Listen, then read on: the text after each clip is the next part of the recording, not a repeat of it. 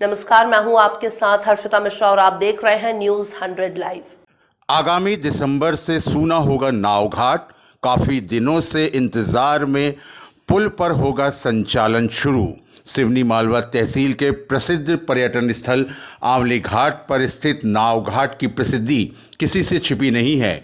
बड़े बड़े वाहनों को पार कराने के लिए जिस पर दुपहिया वाहन, चार पहिया वाहन आसानी से नाव के जरिए पार किए जाते थे, लेकिन अब आगामी दिसंबर पर इस पर रोक लग जाएगी, क्योंकि नर्मदा नदी पर पुल का निर्माण कार्य जो चल रहा था वह लगभग समाप्ति की ओर है और इसका संचालन आगामी समय में जल्द सुचारू रूप से शुरू कर दिया जाएगा। आपको बताते चलें कि आंवली घाट में स्थित नाव घाट में लोगों की आस्था काफ़ी रही है, आस्था का केंद्र है।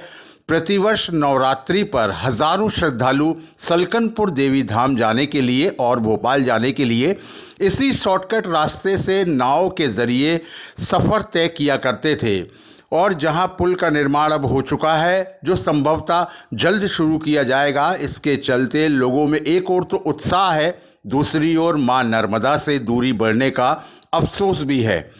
अक्सर लोग नाव से जाते समय सेल्फी लिया करते थे, मां नर्मदा के जल से आचमन किया करते थे और नारियल समर्पित करके स्वयं को अभिभूत महसूस किया करते थे।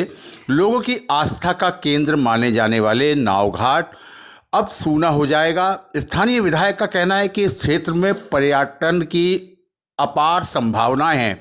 एक ओर आंवली घाट में मां नर्मदा की मनमोहक दृश्य है, वहीं दूसरी ओर भगवान शंकर की विशाल प्रतिमा भी है। पर्यटन स्थल के रूप में विकसित हो रहा आंवली घाट का नाव घाट अब नौका विहार का केंद्र भी बन सकता है।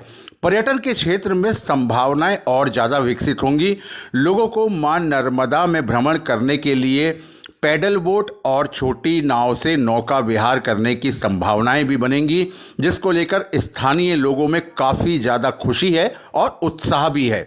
स्थानीय विधायक ने कहा कि पुल की बहुत ज़्यादा आवश्यकता थी, इसलिए इसका निर्माण कराया गया, क्योंकि बाढ़ के समय लोग जब नाव बंद हो जाती थी तो उनको सुविधा का सामना करना पड़ता था। वहीं देर रात जब नाव बंद हो जाए तो यात्री भी परेशान रहते थे, असुविधा महसूस करते थे। इसलिए पुल का निर्माण एक सार्थक कदम बताया जा रहा है और इससे सारी दिक्कतें भी खत्म हो जाएंगी और इसके साथ साथ नाव घाट में नौका विहार करने की सुनहरी यादें लोगों में रह जाएंगी।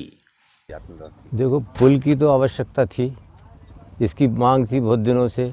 इससे जनता को सुविधा भी हुई है ना। बस, ट्रक, मोटरसाइकिल, पैदल यात्री सभी लोग पुल से आसानी से जा सकेंगे। और नाव का काम तो बरसात में 4 महीने बंद रहता है, लेकिन ये 12 महीने की यानी रास्ता है, तो ये बहुत ज़रूरी थी। और ये रहा सवाल, जैसे आपने नाव का वो प्रश्न किया है, तो हमारे लखन भाई का तो बड़ा सहयोग रहा है। जब पुल नहीं था तो इन्हीं के सहारे तो हम नाव से उतर के जाते थे उस पर, है ना। और आगे भी ये चलाएंगे तो कोई रोकेगा थोड़ी इनको। वैकल्पिक व्यवस्था किस प्रकार की हो सकती है अगर आदमी नहीं चलाना चाहे चलाएं। अभी क्या है, समय के साथ साथ कई चीज़ों में परिवर्तन हो गया। अब जैसे ये रोड हो गया, तो मुझे तो ये पक्का मालूम है कि ये रोड हो जाने के बाद में मोटरसाइकिल, बस, ट्रक या तुम्हारी कार, जीपें निकालने के लिए नाव पे कोई नहीं आएगा। स्वाभाविक है, क्यों भाई आएंगे क्या? ठीक है, जब रोड बन गया तो यहाँ क्यों नहीं आएंगे।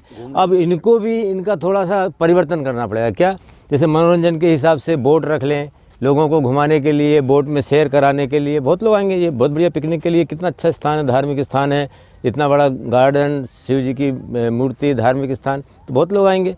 तो इनका काम तो चलेगा फिर भी बोट के रूप में, लेकिन पर्यटन की संभावना है, पूरी संभावना है। मेरा नाम है सर प्रदीप मालविया। मैं यहीं का रहने वाला हूँ। बहुत समय से देख रहा हूँ, ये नाव की बहुत अच्छी व्यवस्था रही। अब ये पुल बनने के बाद में ये घाट सूना सा लगेगा, तो व्यवस्था बहुत अच्छी है, सब बात अच्छी है, लेकिन ये चीज़ ऐसी है नाव कि इसकी याद हमें बार बार आती रहेगी। अभी 10 दिसंबर तक का है ये घाट, उसके बाद ये बंद होने वाला, लेकिन बाद में भी अपने को इसकी याद आती रहेगी। क्या लगता है आपको, घूमने के लिए कम से कम चालू रहना चाहिए लोग जो दर्शन? जी हाँ, घूमने के लिए चालू रहना चाहिए। कोई बाहर से मतलब कोई आदमी आता है तो उसको घुमाने के लिए कोई व्यवस्था होना चाहिए यहाँ पर, आदमी का मनोरंजन होता रहे इसमें।